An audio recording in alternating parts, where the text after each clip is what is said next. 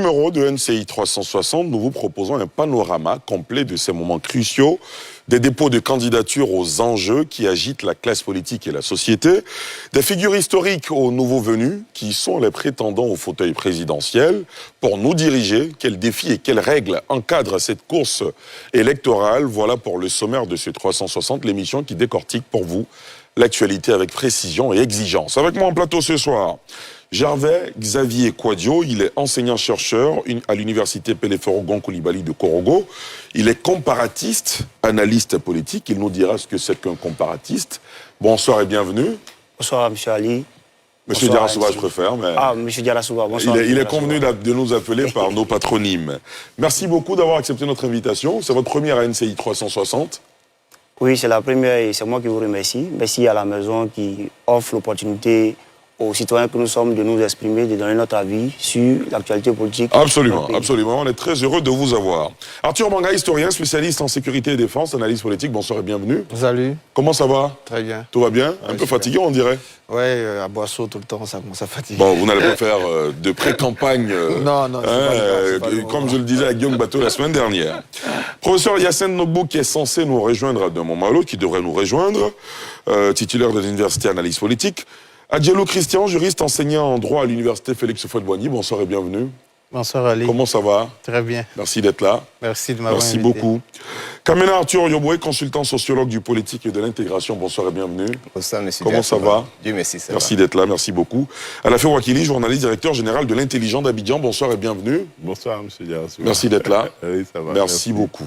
Je vous le disais, messieurs, à quelques jours de la clôture des dépôts de candidature pour la présidentielle d'octobre prochain, la CEI est le théâtre d'un véritable ballet politique. Cette fin de semaine, une vingtaine de dossiers ont été déposés, parmi lesquels des personnalités emblématiques de la vie politique ivoirienne, Pascal Affi-N'Guessan, Henriette Lagou, Jean-Louis Billon, Tidiane Thiam ou encore Simone Gbagbo, qui est censé le faire dans quelques instants.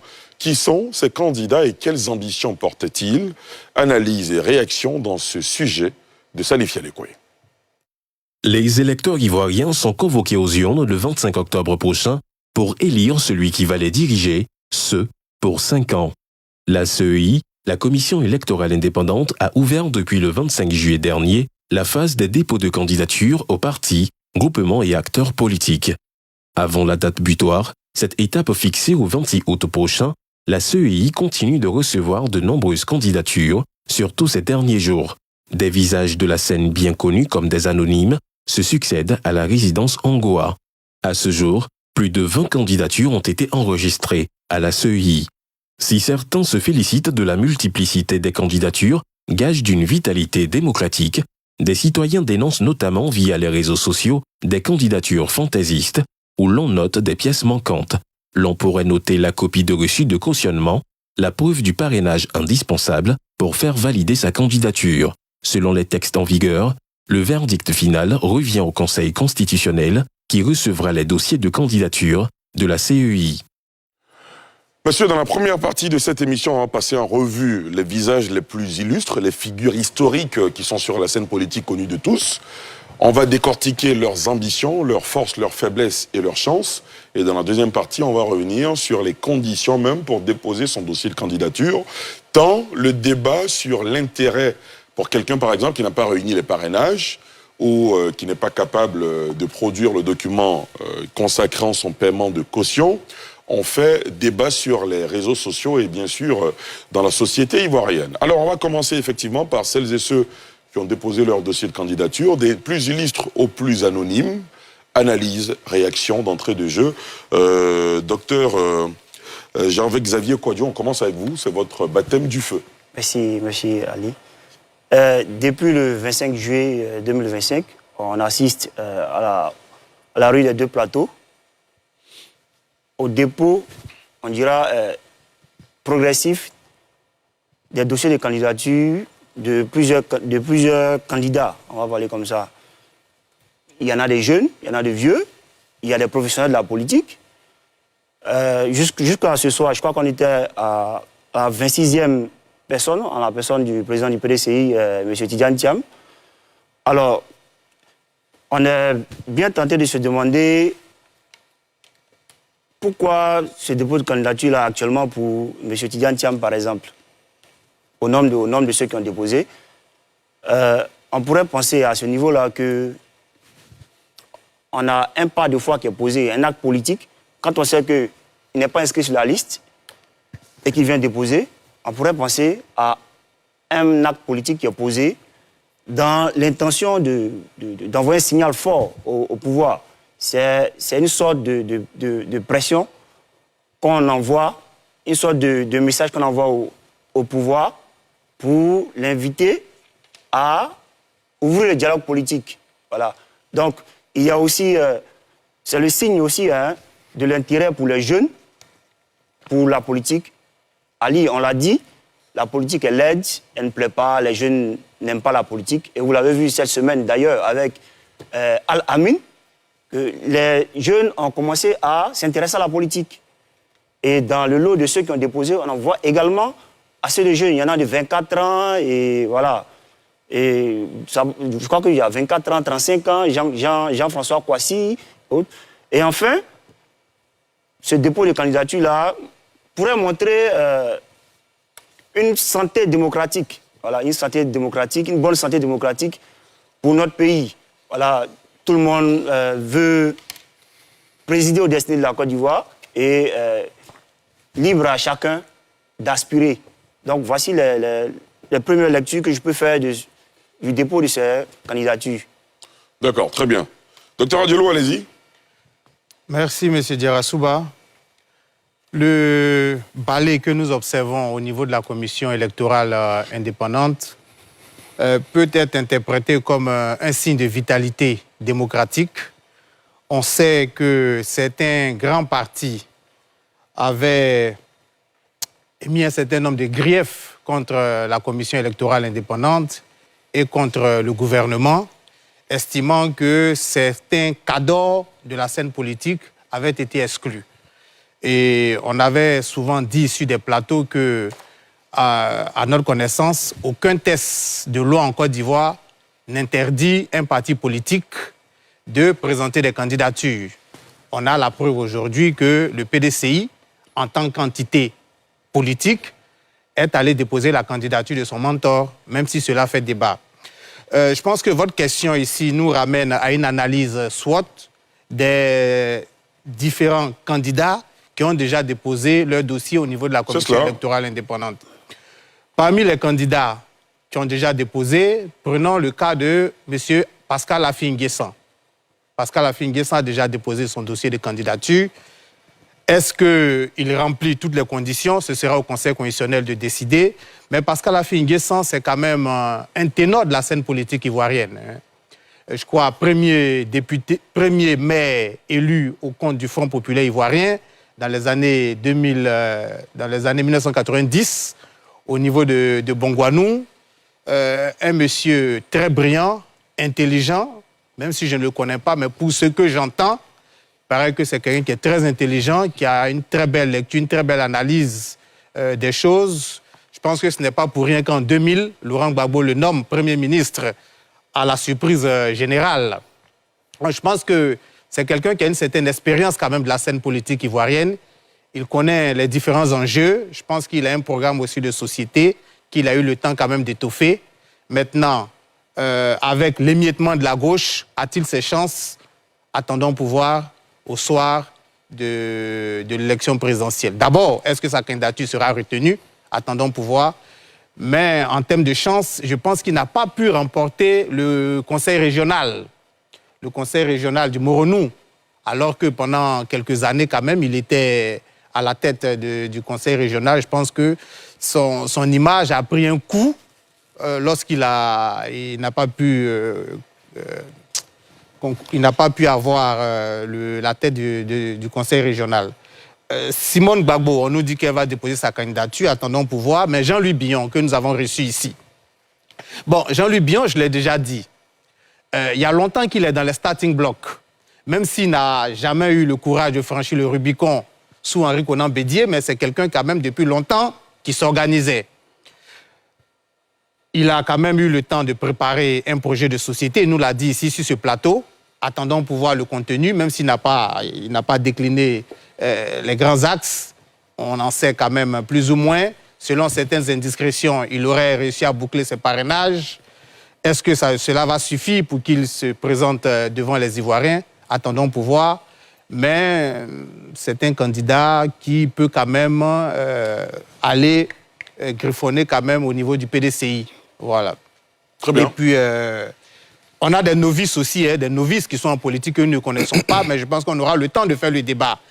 Il y a aussi certains comme Assalé Tiemoko. J'ai lu dans la presse qu'il se plaignait du fait qu'il y avait un engorgement au niveau de la commission électorale indépendante et qu'il était très difficile pour certains candidats d'aller déposer leur candidature.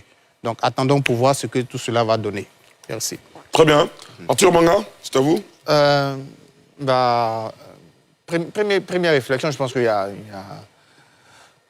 On va revenir peut-être à la deuxième partie là-dessus, mais je pense qu'il faut quand même réfléchir à quel mécanisme on va faire pour mettre en place pour avoir des candidatures plus crédibles en soi, parce que... Donc quand vous dites, c'est le sens de la démocratie, c'est le dynamisme de la démocratie, que tout le monde puisse concourir finalement.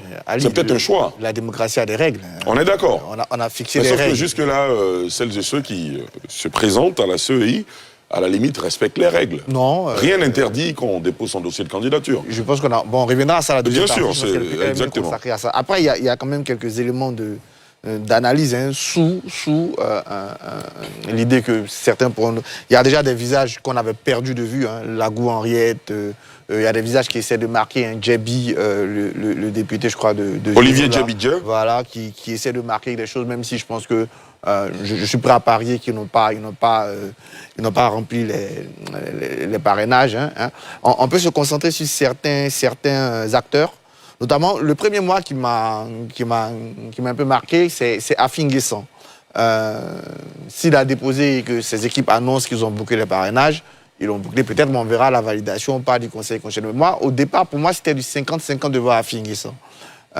C'est vrai, à son avantage, il connaît la vie politique, il a été déjà candidat 2 fois, en 2015. N'oublions pas qu'en 2020, sa candidature a été retenue, même s'il a ensuite boycotté l'élection. Voilà. Mais en même temps, il y avait des signes un peu inquiétants. D'ailleurs, quand vous dites qu'il a été nommé à la surprise générale, le Premier ministre, c'est logique, il était directeur de campagne de Laurent Gbagbo. Donc, en général, le directeur de campagne passe Premier ministre. Il y avait des signes quand même inquiétants, notamment cette défaite électorale, notamment son parti qui s'est un peu frité avec le départ de certains de ses lieutenants dans une autre mouvance. Si malgré tout réussit à remplir ses parrainages, pour moi c'est une belle perf. Je mettais 50-50 sur lui, et donc c'est une belle perf. Après pour lui, si sa candidature est validée par le Conseil constitutionnel, il a tenté un rapprochement ces derniers moments avec le Front commun.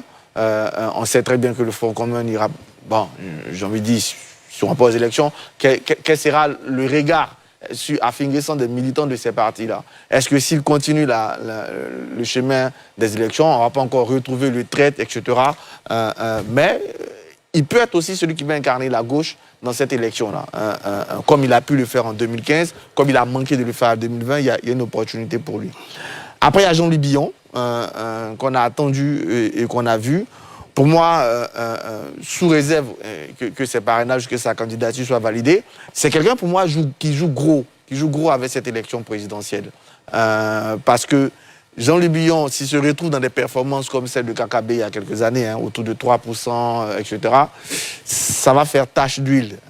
Son avenir sera quasiment compromis à partir de cette élection. En revanche, s'il réussit une belle perf, il peut encore compter, soit sur un mouvement qu'il peut mettre en place, rassemblant tous les hommes de droite, tous fouettistes, etc., avec une alternative, soit au sein du PDCRDA. Mais pour moi, il joue gros. Il joue gros d'autant plus qu'il est parti de lui-même, sans le soutien de son parti. Après, deuxième question pour lui, est-ce qu'il pourra capitaliser ceux au PDCRDA qui veulent participer aux élections? Parce qu'il y en a encore qui croient, puisque leurs dirigeants leur demandent de croire en ce que la candidature de Thiam sera retenue. Quand elle sera rejetée logiquement, que va-t-il se passer? Est-ce que Jean-Louis Billon pourra capitaliser? Et puis, on attend, je l'ai eu au téléphone, je pense qu'il déposera demain ou après-demain à Salé, Tiemoko, qui pour moi sera la question de la troisième voie. avec Assalé Tchiboko, on va voir réellement en Côte d'Ivoire s'il pèse une troisième voie, s'il y a une troisième voie qui existe vraiment. Si on peut créer un mouvement citoyen hors parti politique, c'est Assalé qui va nous permettre de le vérifier. Et puis, il y a 2 candidatures, 2 dépôts politiques. 2 dépôts politiques. Pour moi, c'est le dépôt de la candidature de Tidiane Thiam aujourd'hui et celle de Laurent Gbagbo, je pense, demain. En toute logique, on sait très bien que ces candidatures seront rejetées par le Conseil constitutionnel parce que tout simplement, ces 2 candidats ne sont pas électeurs, donc ils ne seront pas théologiquement candidats. Mais pour ces partis politiques, notamment le PPACI et le PDCI, c'était important peut-être pour eux de marquer un coup politique, de se dire qu'on peut encore mettre la pression, d'entretenir l'espoir d'une décision et aussi de faire rêver leurs militants. Donc aujourd'hui, certains de leurs militants croient encore. Je pense que ces 2 dépôts-là sont des dépôts politiques, même s'ils ont très peu de chances d'aboutir. Et puis il y a Simone Gbagbo dont on parle, qui, un peu comme Pascal Affi-N'Guessan, va, à mon avis, tenter de récupérer, d'incarner la gauche, surtout qu'il y a de très fortes chances que Laurent Gbagbo, en dépit de sa candidature, ne participe pas à l'élection. Mais est-ce qu'ils pourront incarner, est-ce qu'ils pourront rassembler, est-ce qu'ils pourront rattraper? Et puis, ça a annoncé mardi le dépôt de Alassane Ouattara, qui pour moi, est l'ultra favori de ces élections, encore plus que Tidiane Thiam et Laurent Gbagbo seront sans doute pas candidats. Pour lui, pour Alassane Ouattara, il est important de faire le maximum. Il est important d'amener ses militants à voter, le maximum, pour atteindre un taux de participation honorable qui pourra lui donner, en plus de sa légalité, un minimum de légitimité. Voilà, a priori, le regard que je peux porter sur les candidatures qui ont été faites. Merci beaucoup. Arthur Kamena Yoboué, c'est à vous. Oh oui, M. Derassouba, j'observe qu'il y a la particularité que cette élection de 2025 met à l'épreuve l'ensemble des partis politiques, surtout ceux qui sont définis comme traditionnels.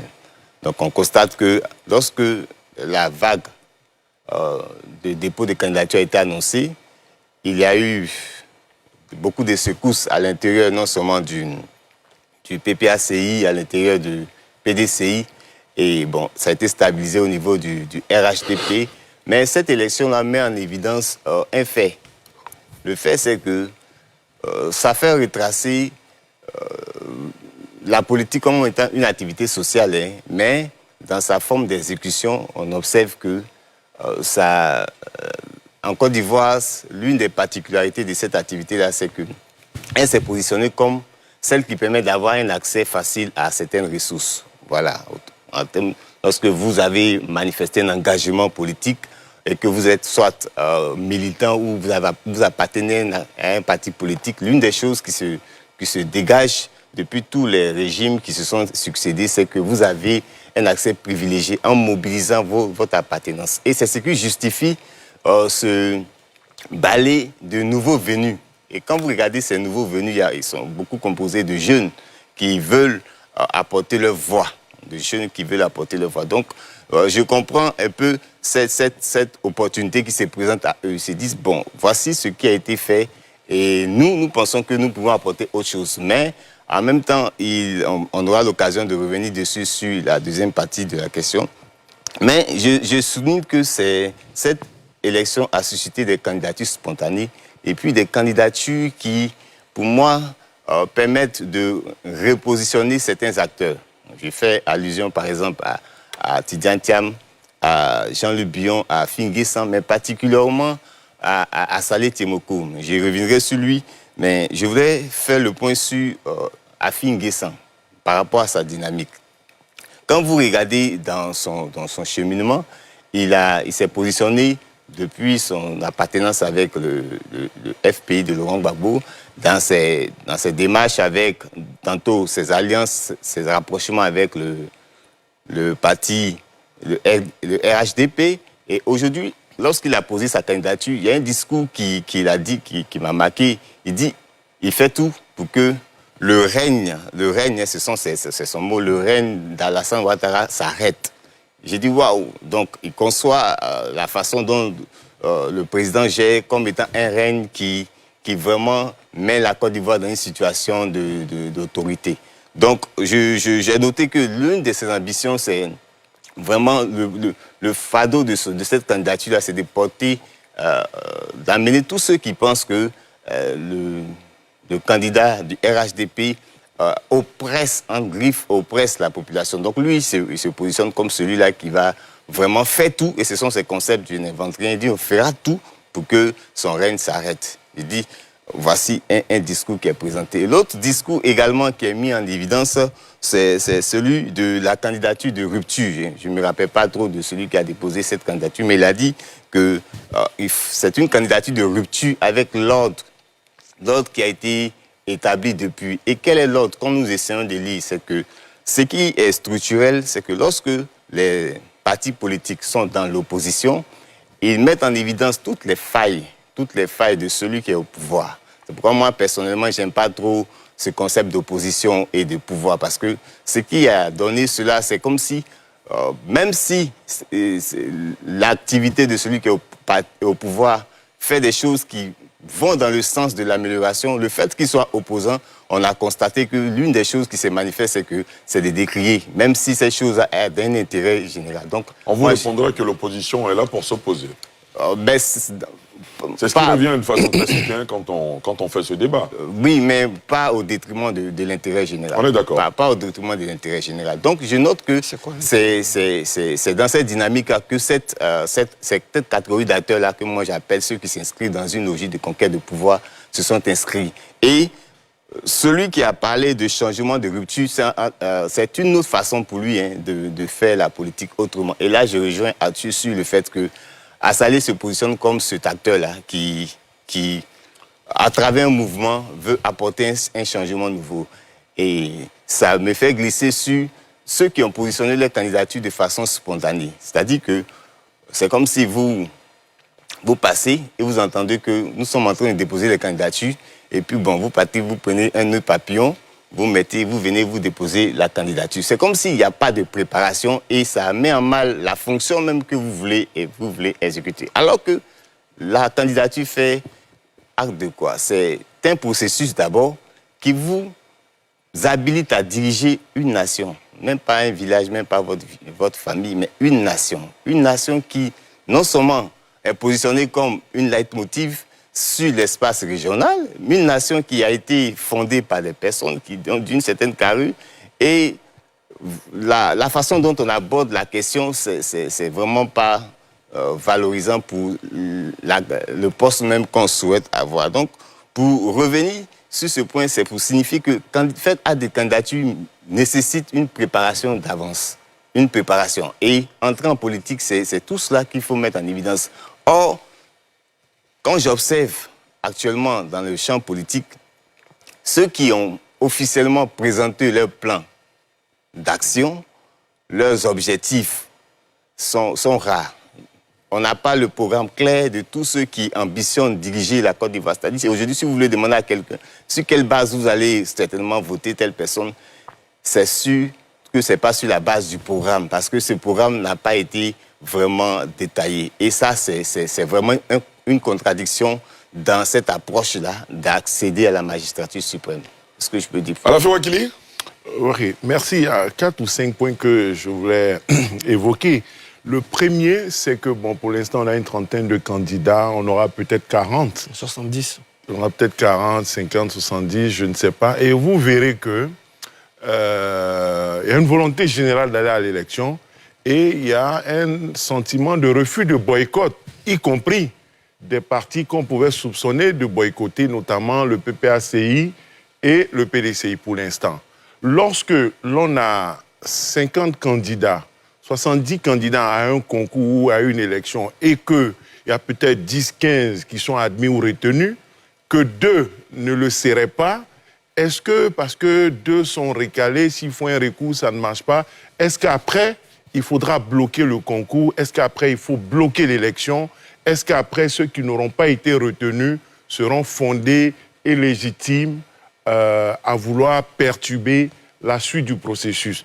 Voilà en fait dans quoi nous sommes engagés. Voilà les enjeux, la leçon à tirer pour ceux qui font preuve de bonne volonté, qui font preuve de responsabilité et d'esprit citoyen en partant à la CI malgré leurs réserves passées et malgré la suspension aussi de leur participation, ils repartent vers la CEI, ils semblent lui renouveler leur confiance et au-delà de la CEI, aux autres institutions, notamment le Conseil constitutionnel, qu'ils n'ont jamais remis en cause à ce jour et qui, d'après eux, devra travailler en toute transparence, en toute objectivité, en espérant que d'emblée, toutes les parties accepteront ce que le Conseil constitutionnel pourra dire. Ça, c'est un. De deux, je veux noter qu'on a au niveau de l'opposition des stratégies qui se sont individualisées avec, on dit, bon, le destin individuel, la responsabilité pénale est individuelle, donc aussi le destin politique, l'ambition politique, le destin politique est individuel. Et au-delà des fronts communs ou des fronts pas communs, au-delà des coalitions, on a vu que les membres de chaque entité partent un à un, et pas en front commun, ni en coalition à la CEI. Ça aussi, c'est à observer. Et puis, bon, ils n'avaient pas pris d'engagement de partir ensemble, mais ce moment-là était prévisible, il est arrivé. Maintenant que les ambitions ou les destins vont être individuels, prenons cas pratique. Il y a la coalition, la CAPSI, qui avait des leaders. Il y en a qui peuvent être candidats, il y en a qui ne pourront pas être candidats. Comment ça va continuer? Maintenant, on a l'impression qu'il y a un front de ceux qui ne vont pas être candidats face au front de ceux qui peuvent être candidats. Sans vouloir me prononcer sur ce que le Conseil constitutionnel pourra dire, je veux noter qu'en 2020, le président Laurent Gbagbo n'a pas été sur la liste des candidats pour 3 raisons. Parmi ces 3 raisons, il y a une qui demeure toujours. Je veux noter que le Premier ministre, l'ex-Premier ministre Guillaume Soro, n'a pas été candidat en 2020 pour une raison. Cette raison demeure. Et cette année, il a choisi de ne pas être candidat. Je veux noter que Blé Goudé comprend que la raison qui a empêché le président Gbagbo d'être candidat en 2020, qui demeure le concernant, qui empêche aujourd'hui M. Guillaume Soro d'être candidat, qui fait qu'il n'a pas déposé sa candidature, l'empêche, lui, d'être candidat.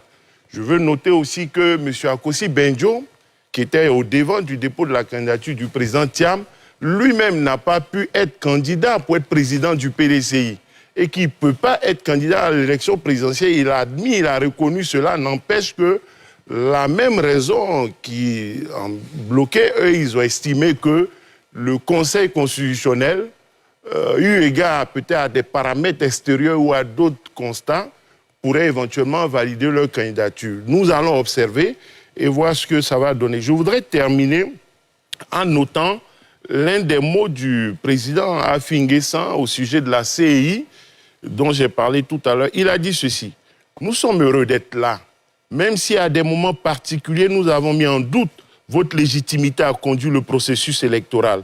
Mais nous sommes des républicains et tant que la loi ni les institutions n'ont pas changé, nous avons ce devoir républicain de travailler avec les institutions. C'est sur la base de cette conviction que nous sommes là, dans le respect des institutions établies par l'État, pour déposer notre dossier de candidature à l'élection présidentielle du 25 octobre 2025, avec l'espoir que nous serons ensemble dans la confiance pour conduire le processus électoral. Et je crois que le ministre Alain Cocotré a dit à peu près la même chose. Vous êtes là pour un moment historique. Nous sommes heureux d'être là et nous vous remercions d'être témoins de ce moment. C'est bien, on applaudit. Il faut espérer que nous soyons en mesure d'applaudir dans quelques jours encore lorsque le Conseil constitutionnel aura rendu sa décision, quelle que soit cette décision. C'est cet esprit de responsabilité, d'apaisement et de sérénité que nous voudrions souhaiter tout au long du processus qui est en cours. Très bien. Arthur Banga? Non, moi je ne partage pas l'optimisme de Alafé sur la réaction face au Conseil constitutionnel. Non, il n'y a pas de magie. Hein. Tout le monde, bon, Alafé vient de le dire, dans les raisons qui ont fait qu'on a rejeté la candidature de Laurent Gbagbo en 2020, il demeure au moins une raison. Donc je ne vois pas comment le Conseil constitutionnel va changer de vision entre 2025 et 2020 alors qu'on a les mêmes conditions. Il y a la même raison pour Tidiane Thiam, il n'est pas électeur, donc il ne sera pas candidat. Ça, c'est une évidence. Maintenant, on peut faire un geste politique. Mais aujourd'hui, c'est clair que demain, on a l'habitude, hein, demain, quand le Conseil constitutionnel va dire ce qui est logique, donc ils ne seront pas candidats, ils vont encore accuser le Conseil constitutionnel. Ils l'ont déjà fait plusieurs fois.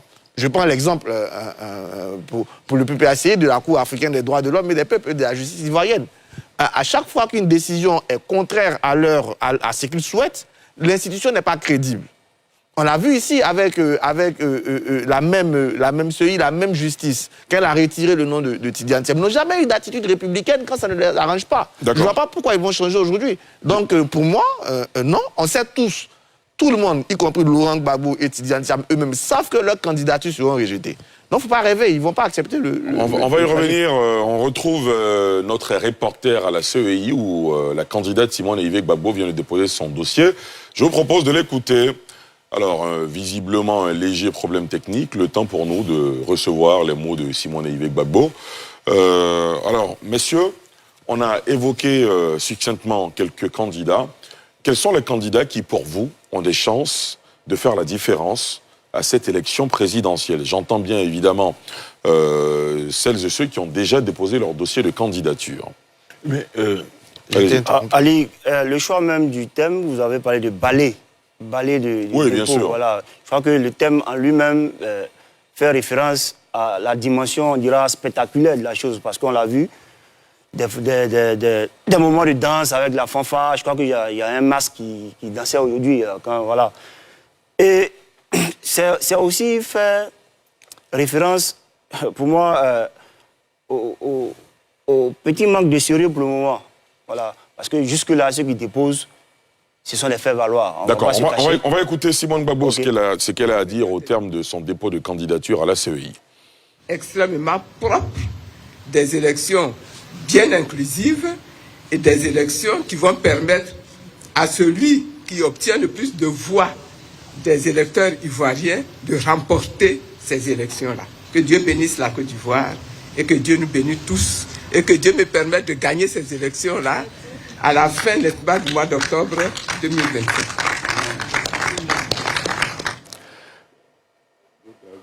L'ex-première dame Simone Eyivé Gbagbo, très optimiste à l'idée de remporter cette élection présidentielle. Xavier Kodjo, c'est vous qui aviez la parole. Alors, je disais que les dépôts auxquels on a assisté sont pour le moment folkloriques. Excusez-moi du thème. Pas celui de Simone Gbagbo. Non. Pas celui de Jean Lénion, pas celui de Pascal Affi. Je m'étais arrêté au président Thiam à la 26e personne quand je parlais. Voilà. Donc pour le moment, on peut estimer à raison que les choses sérieuses n'ont pas encore commencé. Et ça me permet de rebondir sur ce que, je ne sais pas si c'est Atu qui l'a dit, au niveau de la responsabilité quant à ce qui pourrait arriver. Voilà. On a les cadeaux qui n'ont pas encore été reçus. Quand je parle des cadeaux, je parle du Front commun. Tidiane Thiam et Tidiane Thiam est passé aujourd'hui. Quand je parle Le PLCI a déposé son dossier aujourd'hui. Oui, Tidiane Thiam a déposé. Alors c'est par rapport à eux que je parle des premiers qui ont déposé d'abord. Voilà. D'accord. Donc, la responsabilité va arriver quand on sent dans l'acte juridique qui a été posé une justice. Voilà. Quand le droit est fait pour écarter, pour exclure, il devient légitime de ne pas être d'accord. Il devient légitime de ne pas être d'accord. Donc, quand la loi ou bien le processus, on dira juridique, porte en lui-même les gemmes de l'injustice, la responsabilité peut être sujette à interprétation. Et dans ce cas-là, il ne faudrait pas qu'on soit étonné, qu'on manifeste notre refus de l'injustice. Alors, je disais aussi que j'ai cru entendre qu'il y a des candidatures comme celle du président Bion, par exemple, qui vont faire la différence. Voilà. Pour moi, elles s'inscrivent toutes dans ce que j'ai dit là. Ce sont des candidatures pour donner un cachet de sérieux à ce qui arrive. Les vraies choses, on les attend. Les vrais dossiers sont les dossiers des candidats du Front commun. Et tant que cela n'est pas encore arrivé, on pourra dire qu'on n'est pas encore sorti de l'auberge et qu'il va falloir attendre qu'une décision politique soit prise pour apaiser les choses. Parce que là, il ne faudrait pas qu'on se cache, il ne faudrait pas qu'on se voit la face. Pour le moment, ce sont les artistes qui font la première partie du concert. en attendant que les vedettes arrivent. Vous êtes bien dur hein, avec, voilà. Il y a quand même avec des citoyens qui ont des ambitions. Bion, on me parle de diriger la Bion. Côte d'Ivoire. Bion, je le disais à un ami. On va pas faire de fixation sur Jean-Louis Bion, hein, oui, bien oui, sûr, on a beaucoup de candidats puisqu'il revient sur Bion. Bion, je l'ai dit, c'est le Philippe Grégoire Yassé des temps modernes. Alors, il vous souvient, M. Ali, M. Diarra-Souba. Bon, c'est pas grave. Voilà. On connaît tous l'histoire de Philippe Grégoire Yassé. Voilà, depuis 80, qui pensait que le trône lui reviendrait. Voilà, et en 80, qui a été plus ou moins, qui est tombé en disgrâce et qui n'a pas, on dira, accepté cette disgrâce et qui a attendu. Mais à cause de la statue du président Oufoué, il ne pouvait pas l'exprimer. Il a attendu. Déjà, à partir de 89, les tractations vont commencer quand le Premier ministre Alassane arrive, à la mort d'Oufoué. Il va prendre fait et cause pour l'adversaire de celui qu'on considère comme l'héritier qui lui a ravi le trône. Alors, quand je prends Bion, c'est ça. Je le compare à Philippe Grégoire Yassé parce que il sait très bien qu'il ne pourra, excusez-moi du terme, qu'il ne pourra rien faire. Mais quels sont les éléments qui vous fondent à dire ça? Sa légitimité. Oui, mais comment on mesure la légitimité d'un homme politique si ce n'est après qu'il ait participé au scrutin?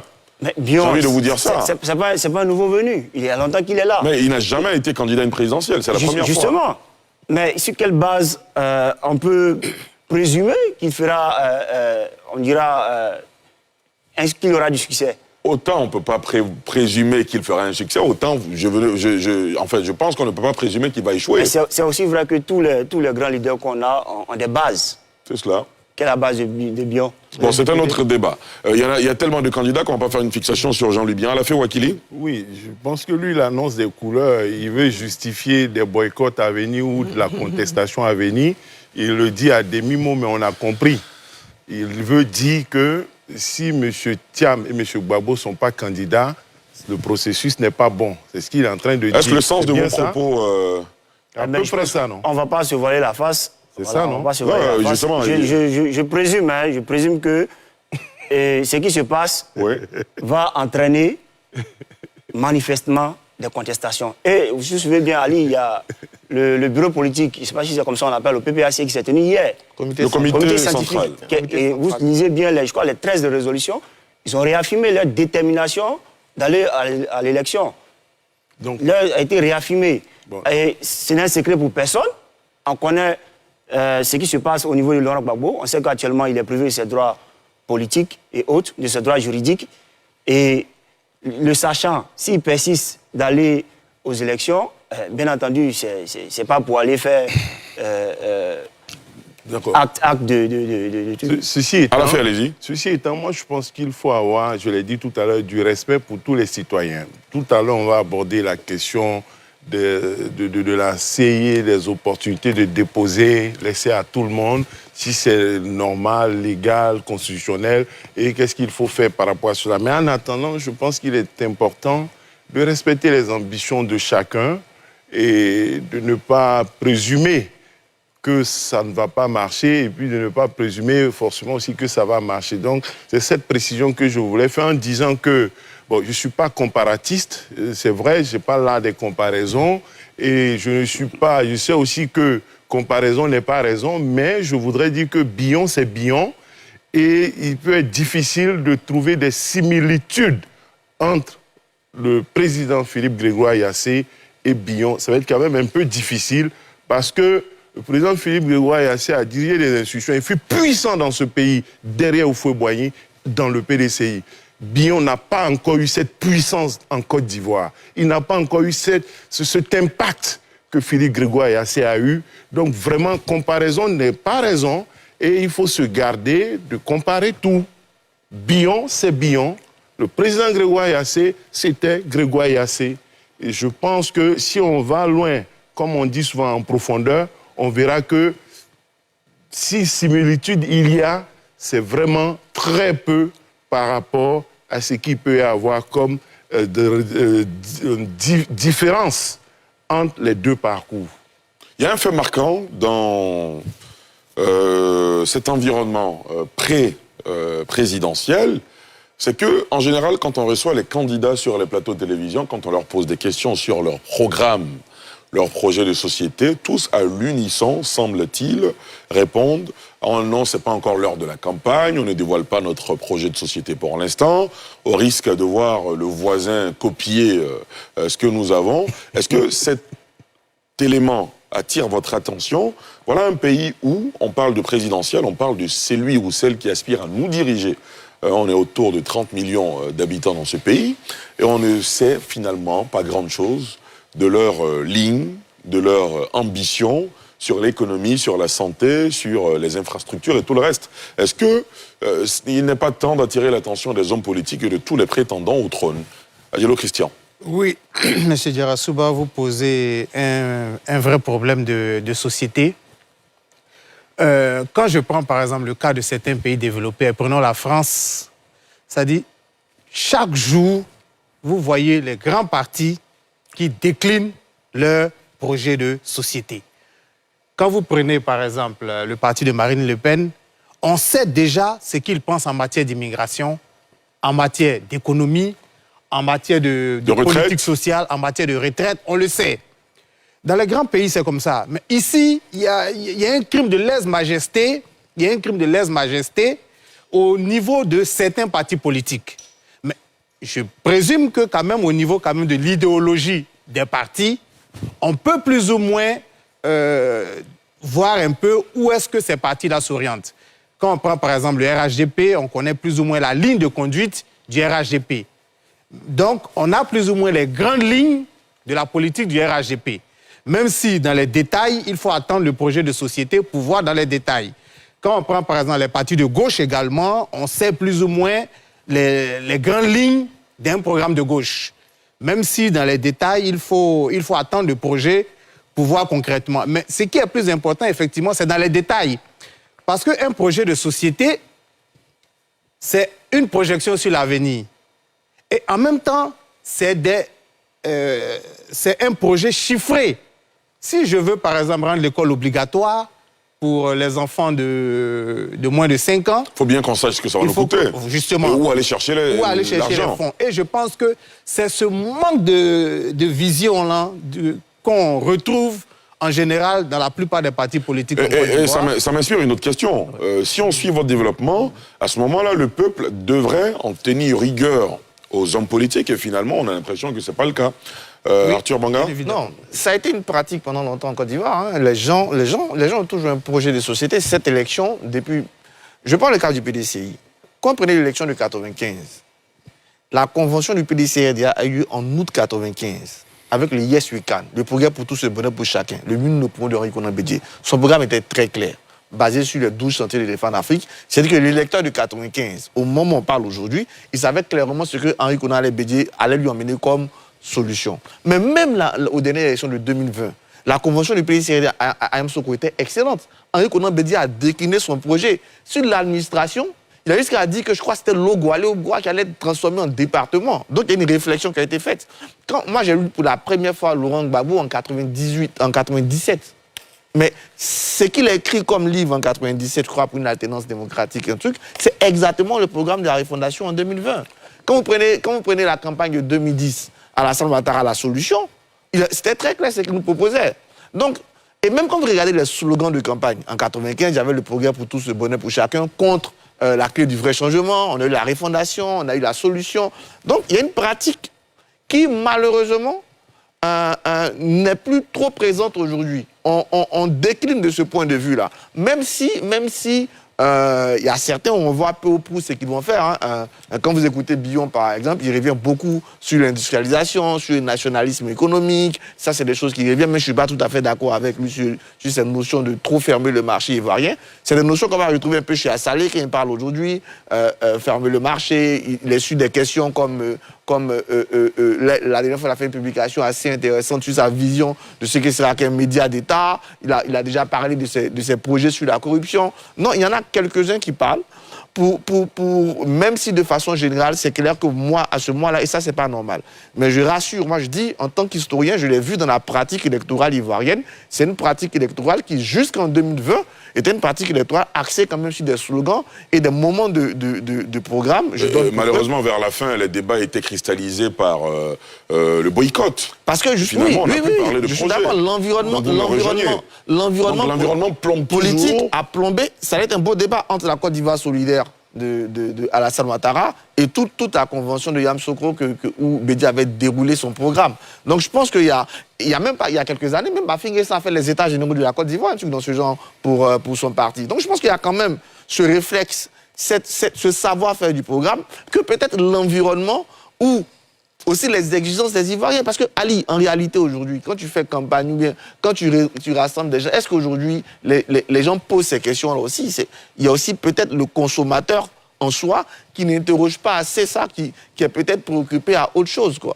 On va poser la question aux sociologues du politique. Oui, j'avais annoncé ça dans mon propos liminaire en mettant l'accent sur le fait que, jusqu'à ce jour, pour les partis traditionnels, on a quand même une ligne directive. Que ce soit le FPI, on connaît la vision du FPI, que ce soit, quand je parle du FPI dans la version PPACI et également dans la version AFI, on a leur point d'approche. Le RHDP, on a son point d'approche. Le PDCI qui a fait sortir son programme a son point d'approche. Mais je mets l'accent sur le fait que cet environnement crée une crispation, non seulement autour des personnes, mais autour même de l'enjeu de la nation. C'est-à-dire quoi? Nous sommes à un carrefour où vous suscitez des voix, vous attendez des voix. Quand on regarde la liste électorale, il y a près de 8 millions de personnes qui sont inscrites, qui sont en âge de voter, qui ont accepté d'aller se faire inscrire, puisque quand j'ai écouté le président de la CEU, il avait parlé de près de 12 à 14 millions de personnes qui sont en âge, mais il y a 8 personnes qui sont inscrites, 8 millions de personnes. Mais dans ces 8 millions de personnes, ce n'est pas tout le monde qui vont aller voter. Vous qui apparaissez sur l'espace public, je prends le cas de Jean-Luc Bion, pour ne pas faire une fixation sur lui.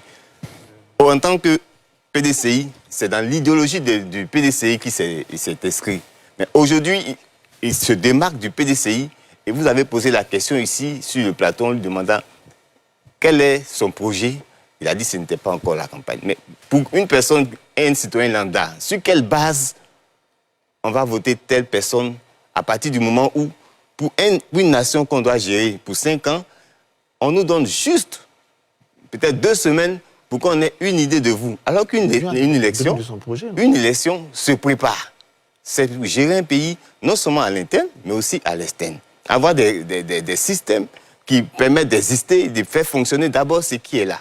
Ça, c'est un point. C'est pourquoi, pour revenir à l'autre question que vous avez demandé en termes de ceux qui ont déposé les candidatures, qui sont ceux qui ont les profils les meilleurs. Moi, quand j'essaie de regarder, je note d'abord la dernière qui vient de déposer, Dr Simone Eve Gbagbo, en raison de son programme. Parce que j'ai juste checké sur sa page et j'ai vu les différentes lignes qu'elle entend. Et j'avais posé même la question à son représentant ici. Et nous voyons directement la ligne de démarcation.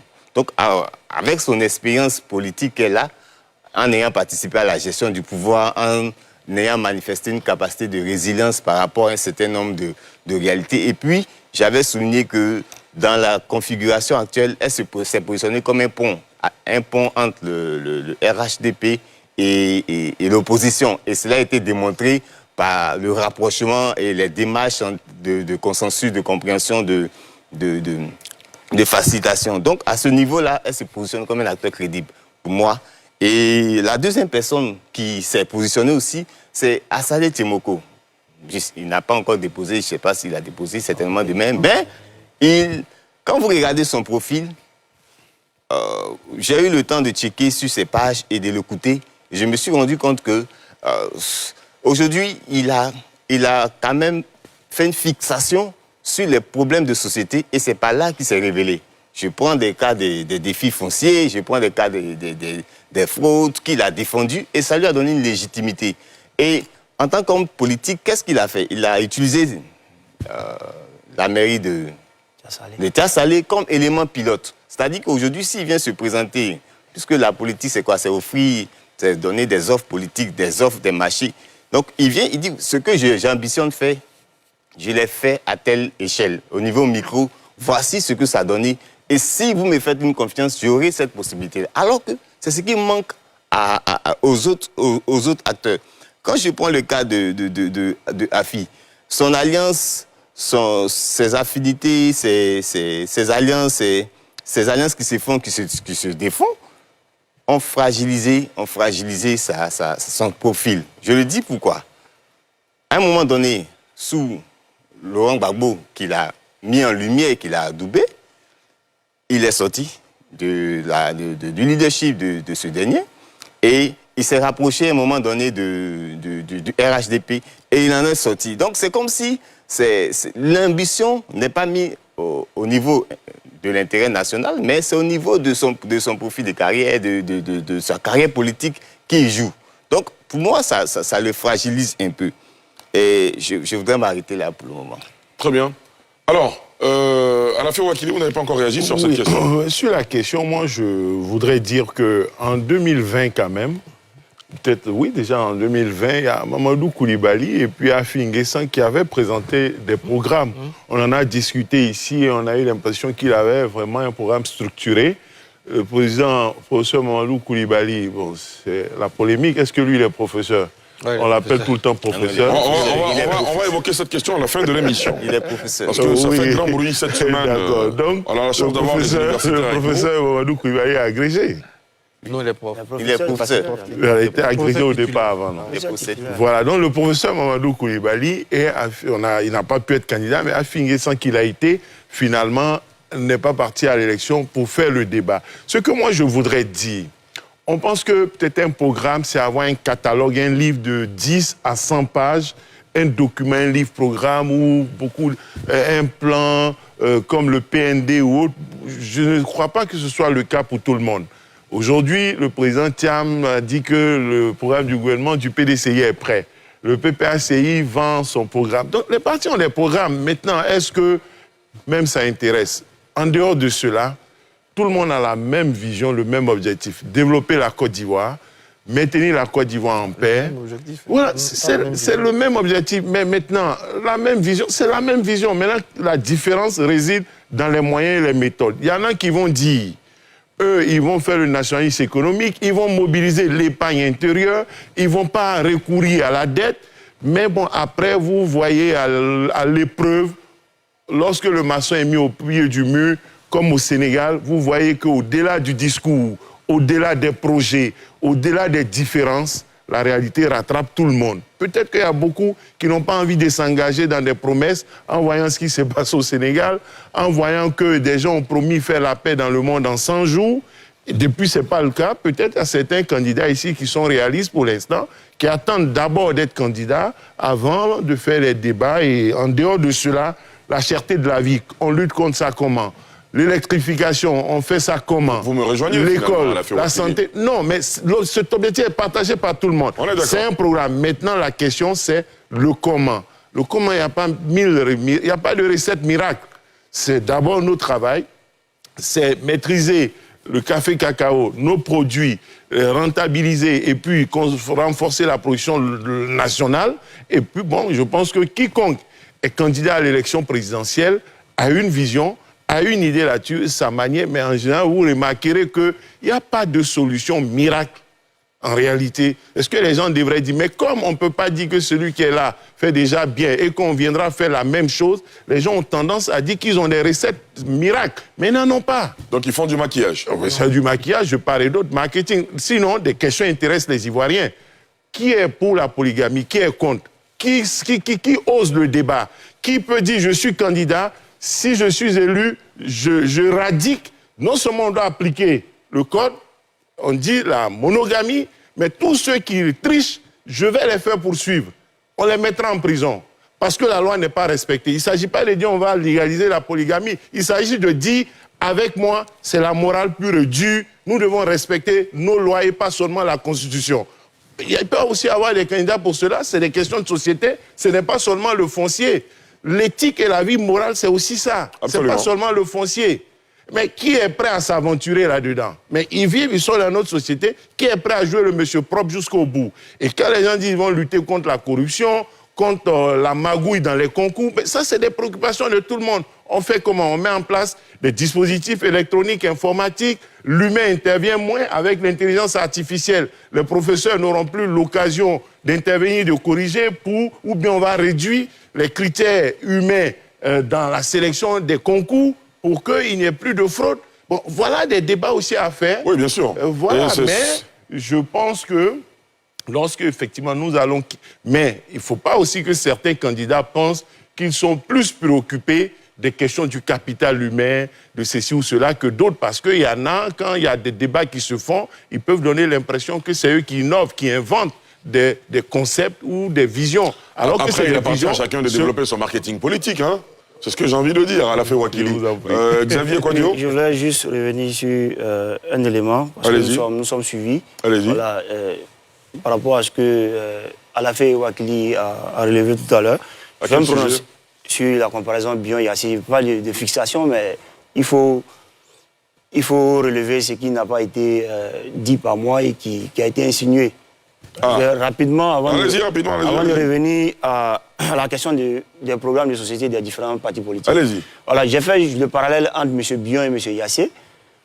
Au niveau de la trajectoire politique, en fin de trajectoire, je l'ai dit, M.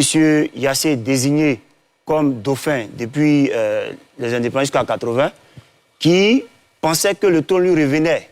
C'est à ce niveau-là que je fais la comparaison avec Bion. Bion lance des balles d'essai depuis Bédié.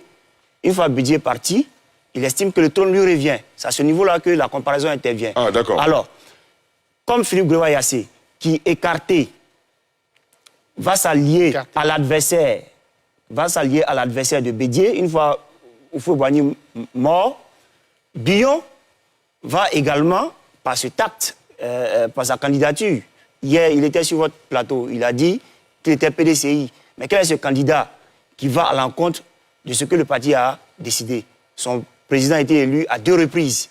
Il dit demeurer PDCI et aller contre, comment on appelle, ce que le PDCI a suivi. Vous dites ne pas faire de fixation, mais bon. Non, je pense que vous juste avez fait la précision, voilà, et ça a été voilà. bien entendu. Maintenant que c'est fait, à présent, prononcez-vous sur au niveau des programmes de société. le contenu des programmes. Je pense que le président Lassé, il a dit, une fois que les candidatures sont ouvertes, à la réalité, pour les initiés, c'est déjà fini. Parce que le programme, il se fait depuis toujours. Depuis toujours, vous prenez les partis classiques, je crois que leurs programmes sont sûrs, leurs militants, leurs communicants en parlent chaque fois. Mais on a eu cette année la malchance d'avoir un environnement plombé par les questions juridico-judiciaires, je vais parler comme ça, qui ont fait qu'on n'a pas eu le temps, voilà, de déployer pour certains. J'ai l'impression que c'est chaque 5 ans en Côte d'Ivoire. Ouais, malheureusement, ça met aussi l'accent sur la nécessité d'avoir un pays où les lois sont vraiment respectées. Un pays où on ne fait pas d'exclusion. Un pays où le citoyen est libre. Un pays où le citoyen peut faire la politique sans peur d'avoir, on va dire, dans les pieds, des bâtons qui ne vont pas lui faciliter la tâche. Très bien. Voilà. Yassine Ogbou, bonsoir et bienvenue. Bonsoir, monsieur Merci Ali. de nous avoir rejoints. Merci. Vous nous avez fait une infidélité en début d'émission, mais bon, on peut comprendre s'il y a eu... C'est Dame Nature. C'est Dame Nature, d'accord. En tout cas, nous sommes très heureux de vous retrouver. On s'apprêtait à marquer une courte pause, excusez-moi, et on se retrouve juste après.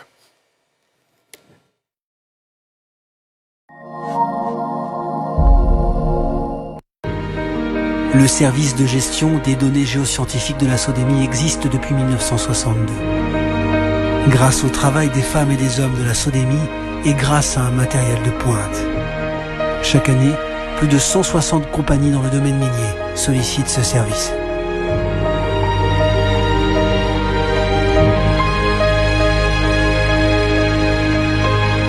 SODEMI, plus de 60 ans au cœur du développement minier de la Côte d'Ivoire. Lui, c'est le boss du game. Chez lui, pas de place pour le hasard. C'est le quadranosaure qui mange à table avec ma voix. Chez moi, stratégie, calcul, vision de jeu, c'est toujours bien fait. Et tu connais, les équipes fortes du moment, nombre de cartons jaunes. J'ai un pro, je ne parie jamais en Gawaya. Et ça se passe ici. Plus 1000 événements par jour. Des mises à chaque instant. Des OneX Freebets, des hyper bonus et des moments chocs pour supporter et vibrer. Chez OneXBet, les vrais pros connaissent le game. Avec OneXBet, c'est toujours bien fait. OneXBet, site de paris sportifs en ligne, 100% fiable. Offre spéciale, Jar Industrie à vous couper le souffle. Des logements confortables, moins chers, livrés clé en main. Offrez-vous une villa 3 pièces à partir de 15 millions ou une villa 4 pièces à partir de 20 millions.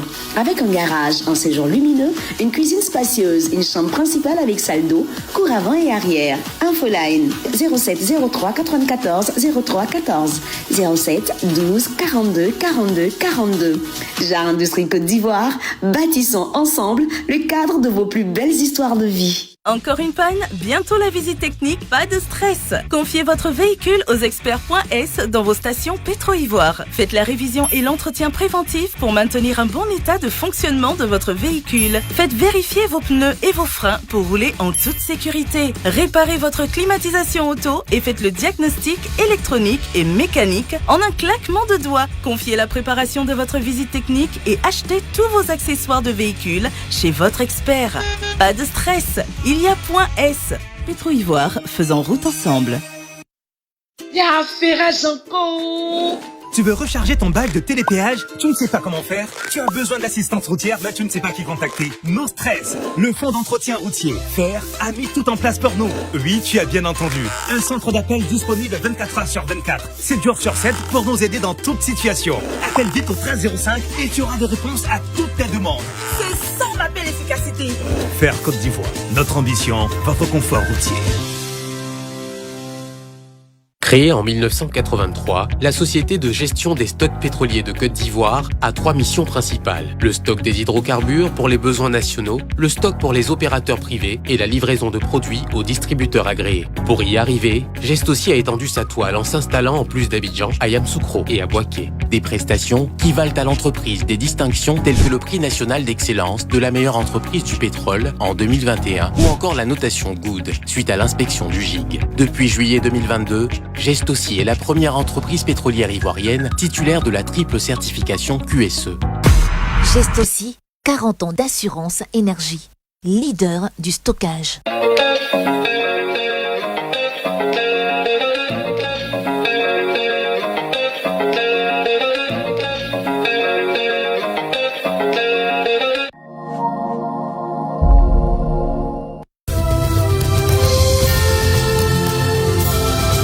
Autonome d'Abidjan, une référence internationale.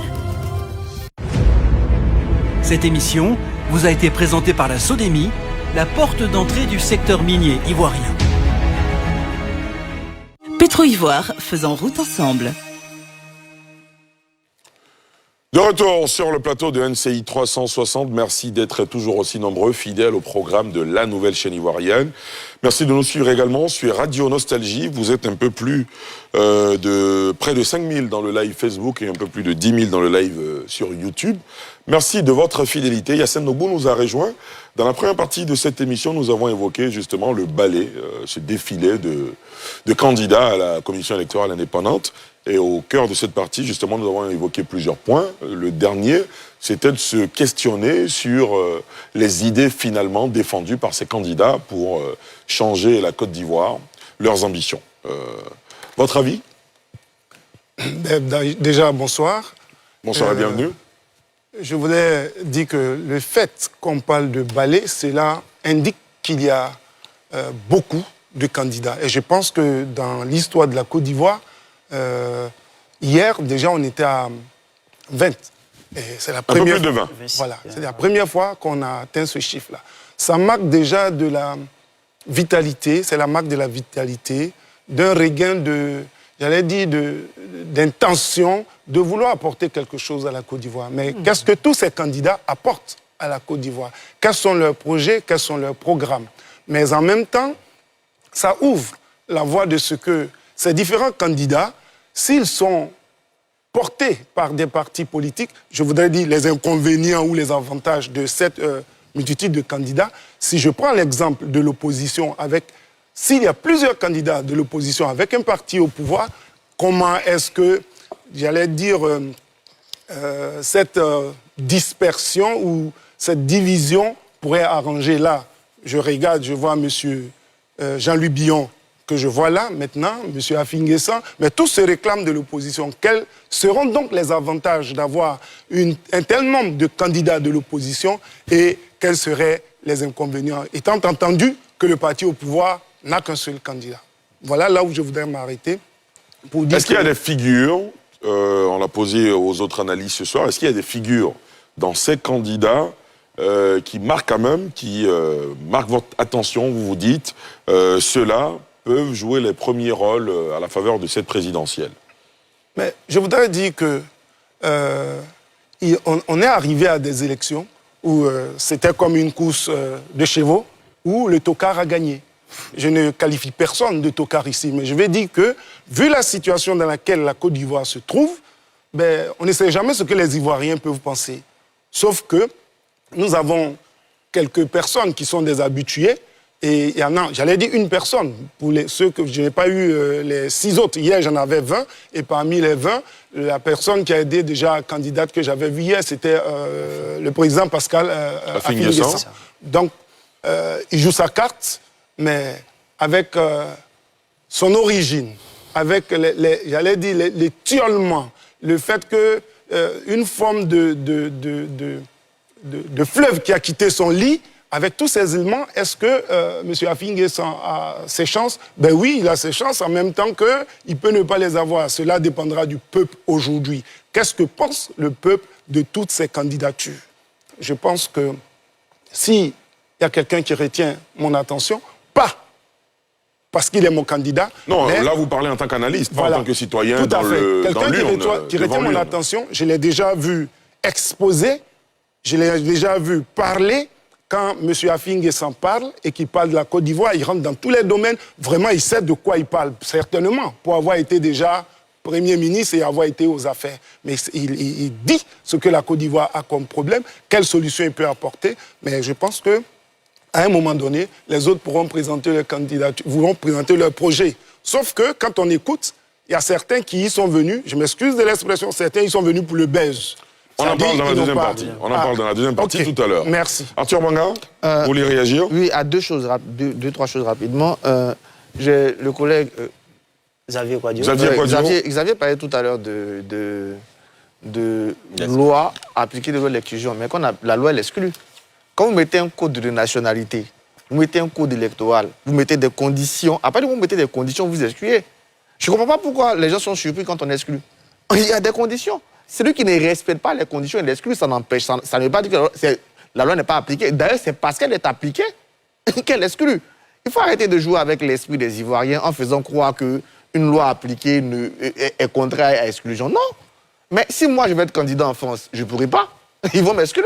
Si moi je vais être candidat aux États-Unis, ils vont m'exclure. D'ailleurs, là où c'est injuste avec la Côte d'Ivoire, par son histoire, est l'un des pays où les conditions sont les plus souples. Prenons la condition de la nationalité en Côte d'Ivoire. Aujourd'hui, on est passé de tout ce qu'on avait de grave à père ou mère d'origine ivoirienne et à renoncer à une nationalité. Vous partez dans des pays comme le Gabon, même ta femme, on regarde. On ne faut même pas te marier à une femme qui n'est pas gabonaise. Vous parlez dans des pays comme les États-Unis, il ne faut même pas naître hors du pays. Il n'y a pas plus souple que la Côte d'Ivoire en termes de conditions de nationalité et de conditions même d'élection. Donc il faut arrêter de faire le procès à la Côte d'Ivoire de l'exclusion. Il y a des gens qui ne respectent pas des règles, qui sont établies, qui eux-mêmes disent qu'ils ne les ont pas lues, ils ne les connaissent pas, mais ce n'est pas la faute à la Côte d'Ivoire. Donc il faut arrêter d'accuser la Côte d'Ivoire d'exclusion quand on a les lois les plus souples en termes de nationalité, en termes d'éligibilité. Vous pouvez faire le contrôle. Voilà. Deuxième chose que je vais dire, en fait, non, je pense qu'il y a quand même une différence de vision ou d'objet en fonction d'où on vient. Voilà. Vous allez voir quelqu'un... D'ailleurs, quand vous regardez en réalité le programme, par exemple, prenons le programme d'Henri Konan Bédié en 1995, qui était un programme assez libéral, axé sur les infrastructures, les 12 santé de l'éléphant d'Afrique, sur ICI en Côte d'Ivoire, l'investissement, etc. Quand on prenait le programme de Laurent Gbagbo, c'était un programme de gauche, de refondation, axé sur l'école gratuite, la décentralisation, la justice. effectivement, en fonction d'où vous venez, en fonction de vos convictions, ça va un peu impacter sur le programme.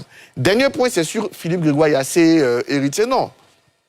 Philippe Grégoire Yassé, je pense que la citation de Henri de Buyon n'a pas grand-chose à voir avec Philippe Grégoire Yassé. D'abord, Yassé, il était certes en position de président de l'Assemblée nationale, mais toute la décennie 70, il sentait déjà la menace de Bédié, qui était le tout-puissant ministre de l'économie et des finances. D'ailleurs, en 77, Yassé prend le pas parce que Bédié est chassé du gouvernement, mais l'élection de 1980 tranche un peu entre les deux.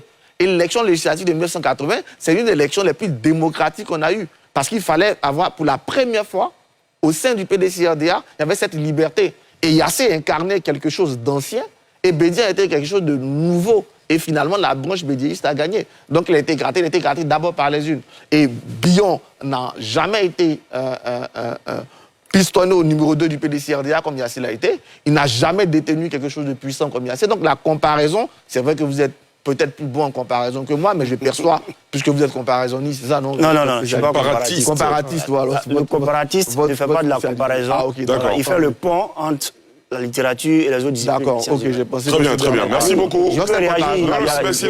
S'il vous plaît. Vous avez fini? Très bien. Juste réagir oui, allez-y. À ce qu'il a dit.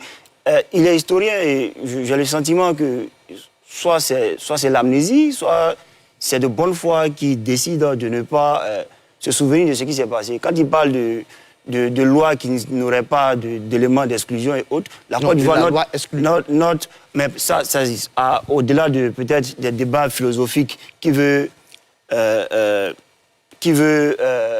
annoncer ici, il sait de quoi je parle. Je parle du juridisme. Le juridisme qui a lieu en Côte d'Ivoire. Le juridisme, c'est donner justification à des choses au nom de la loi, alors qu'on sait que cette loi-là porte préjudice.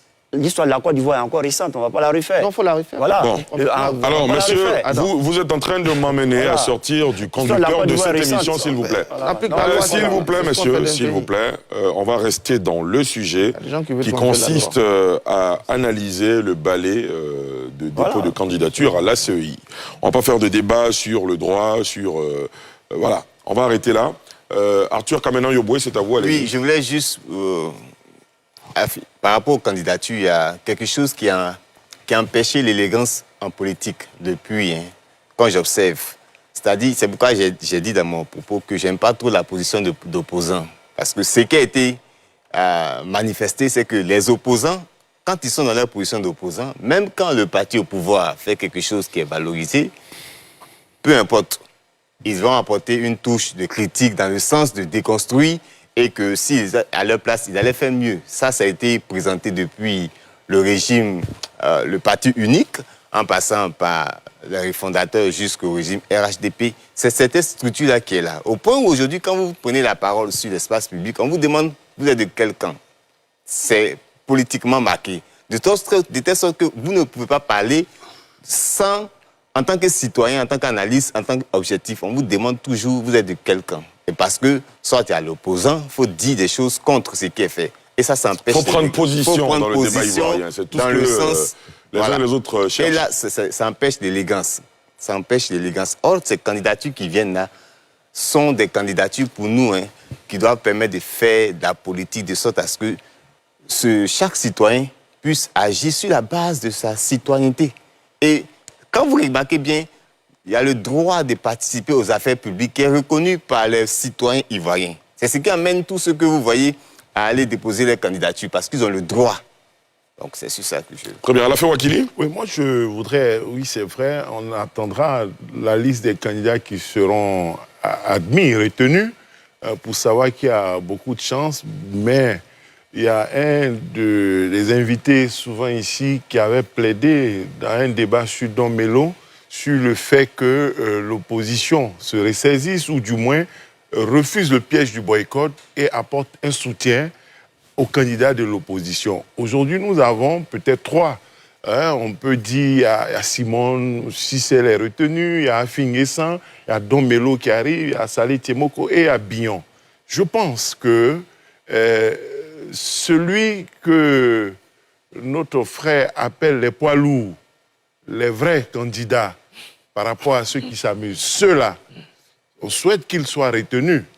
Je ne suis pas aussi péremptoire que Arthur, le maître de conférence Arthur Banga. Je ne suis pas aussi péremptoire que lui. Je souhaite qu'ils soient retenus. Mais au cas où ils ne sont pas retenus, ils ont la possibilité de fabriquer des présidents. C'est possible. Et de signer des accords, de bâtir un programme, de s'asseoir avec eux. Ils ont besoin d'eux. C'est pour ça qu'on voit Afi au meeting.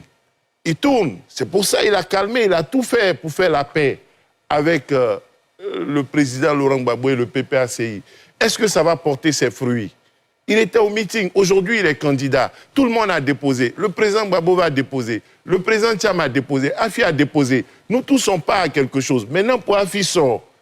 Les autres pour les autres ne sort pas. En 2020, on disait qu'il était un traître. On disait qu'il partait pour accompagner. En 2020, il a montré qu'il a peut-être à sa façon une notion de l'intérêt général qu'il devait donner le CNT. Il a renoncé à être candidat et il a réussi à faire suivre le président Bédié. Ils avaient la possibilité d'affronter le président Ouattara. Ils ont renoncé au prix de ce que l'on sait. Je pense qu'Afi n'a pas envie de le refaire. Mais saura-t-il convaincre le président Gbagbo et le président Thiam pour avoir leur soutien alors que Simone Gbagbo est là? Ça, c'est une carte que l'opposition peut jouer. On ne s'y attend pas pour l'instant. Personne ne pense que c'est possible. On regarde. Et dernier point, il y a les législatives qui arrivent. Je le disais ici, en craignant, en prévenant contre tout boycott, je disais que les législatives viendraient en décembre et mars. Finalement, on nous dit décembre. Bon, c'est vrai que les gens ont tendance à dire que nous avons un régime présidentialiste, mais moi je réponds toujours oui, à condition que le président ait la majorité à l'Assemblée nationale. Quand on a un président ivoirien qui n'a pas une majorité à l'Assemblée nationale, il n'a pratiquement pas de pouvoir. Il est à peu près comme Macron en France. Même s'il a été élu à 100%, il n'a pas la majorité à l'Assemblée nationale, il ne peut pas valablement gouverner. Il faut donc que les acteurs politiques regardent aussi de ce côté-là. Ça peut créer quelque chose. Très bien. Parce qu'il n'est pas bon de pratiquer la politique de la chaise vide et il n'est pas bon d'aller dans le boycott et il n'est pas bon de faire le choix de la violence, quel que soit le sentiment d'exclusion que l'on peut ressentir et quelle que soit l'impression que l'on peut avoir par rapport à un certain juridisme présumé. Ce n'est pas toujours la meilleure réponse qui sera de vouloir mélanger. Mélanger, ce n'est pas la solution. Adielo Christian? Oui, bon, moi je constate qu'aujourd'hui en Côte d'Ivoire, on a tous soif d'élections. On constate l'engouement qu'il y a au niveau de la commission électorale indépendante. C'est vrai qu'à un certain moment donné, les mois précédents, il y avait plusieurs bruits qui laissaient croire qu'il y aurait des boycotts, etc., etc. Mais aujourd'hui, je pense qu'on s'est réjoui de l'engouement qu'il y a au niveau de la commission électorale indépendante. Ça veut dire qu'on a soif d'élections. Première des choses. Deuxième des choses, c'est qu'après 2025, ça va être un peu difficile pour certains candidats qui viennent de déposer leur dossier de candidature. Je parle par exemple de Jean-Louis Billon, tu l'as dit, Afi N'Guessan, Madame Simone Gbagbo, je pense plus ou moins, parce que Afi N'Guessan, prenons le cas d'Afi par exemple, lui il joue gros. Il a été déjà candidat en 2015, 2020, sa candidature a été retenue, malheureusement il n'est pas parti. Si en 2025, il n'arrive pas à franchir la barre de 5%, je pense que c'est vrai qu'on ne dit jamais qu'un homme politique est fini, mais je pense qu'il peut dire adieu à son avenir politique. Parce qu'il y a des jeunes qui ont faim et on sait aussi qu'au niveau du FPI, il y a plusieurs courants. Prenons le cas de Jean-Louis Billon. Tu l'as déjà dit, pareil pour lui au PDCI. S'il ne fait pas un score honorable, ça va être difficile pour lui de poursuivre sa marche au sein du PDCI. Et même en dehors. Et si on prend Simone Gbagbo, je pense que son parti est nouveau sur la scène politique. Je pense qu'elle incarne une gauche chrétienne. Je pense qu'elle peut encore miser sur 2030. Elle est âgée quand même. Oui, même si elle est âgée, peut-être qu'en son sein... Mais il n'y a pas de limitation pour l'instant, il n'y a pas de limitation d'âge dans la Constitution. Maintenant, autre chose que je constate, c'est au niveau des programmes. C'est vrai que tout à l'heure, tu as essayé d'expliquer que Henri Konan Bédié avait un programme et Afingues avait un programme. Mais moi, je constate qu'au niveau des programmes, ce qu'on n'a toujours pas, c'est des chiffres.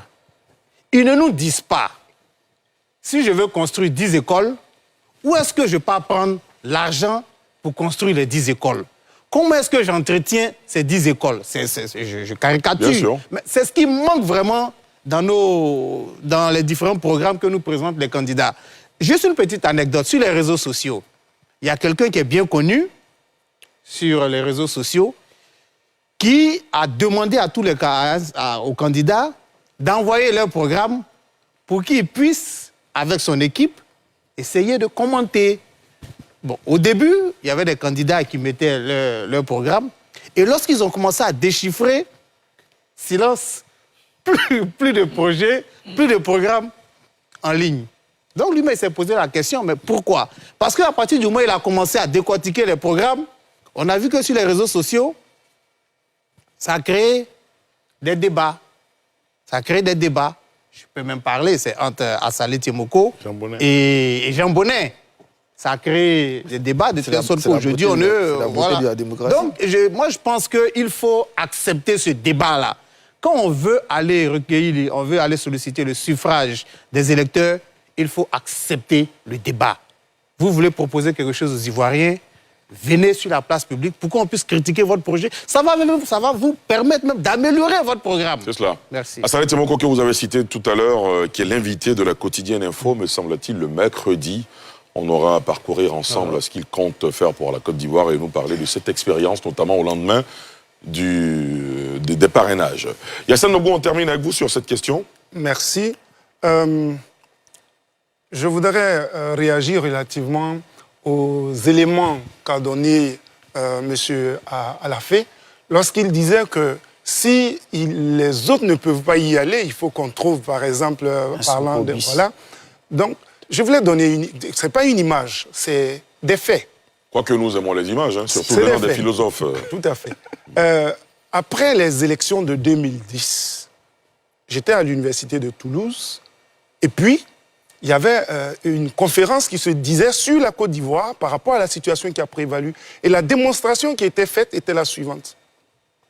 Au premier tour, le président Ouattara a eu tel pourcentage, le président Bédié a eu tel pourcentage et le président Gbagbo a eu tel pourcentage. Lorsqu'on associe le pourcentage du président Bédié et celui du président Ouattara, ils battent le président Gbagbo. Mais c'est des calculs arithmétiques, mathématiques qui prouvent. Et ça montre la chose. J'ai simplement dit que les votes en Afrique ne sont pas forcément mathématiques, ils peuvent être sociologiques. Comme partout dans le monde. Et je reviens avec ce même chiffre-là pour dire, si tel est qu'on a accepté le principe de ce que 1 plus 1 ont pu battre celui qui est resté 1, c'est qu'aujourd'hui, le président Gbagbo et le président Afi, non pas Afi, le président Bédié, le PDCI et le PPACI, s'alliant mathématiquement, pourraient aussi, si on va dans ce même sens, parce que c'est ce qui a été démontré, eux aussi ils peuvent battre le candidat d'en face. Mais pourquoi ne peuvent-ils pas s'associer et puis essayer une telle expérience qui n'est pas forcément qu'ils vont gagner. Je n'ai pas dit qu'ils vont forcément gagner parce qu'on a déjà 26 candidats. Comment on fait pour avoir la majorité avec tout ce monde-là? Et après, je voulais réagir maintenant sur le principe de ce que M. Adjelou a dit que ce serait fini pour M. Afi politiquement. Vraiment, je suis désolé. J'ai dit que ce serait fini certainement pour ces principes de candidature, ça pourrait être fini pour qu'il ne soit plus candidat, mais il pourrait quand même continuer la politique et dans son parti, il pourrait toujours avoir des candidats. Mais politiquement, il peut ne pas être fini. Je souhaite que ce soit ainsi. Voilà. Merci. On ne dit jamais un homme politique. Oui, bon, vous l'avez dit tout à l'heure. On est obligé de passer au second sujet. Oui, non, mais malheureusement, on est au terme de ce premier sujet. On va maintenant, je vous l'annonçais, on a vu un balai de candidatures, alors qu'il ne reste que 2 jours.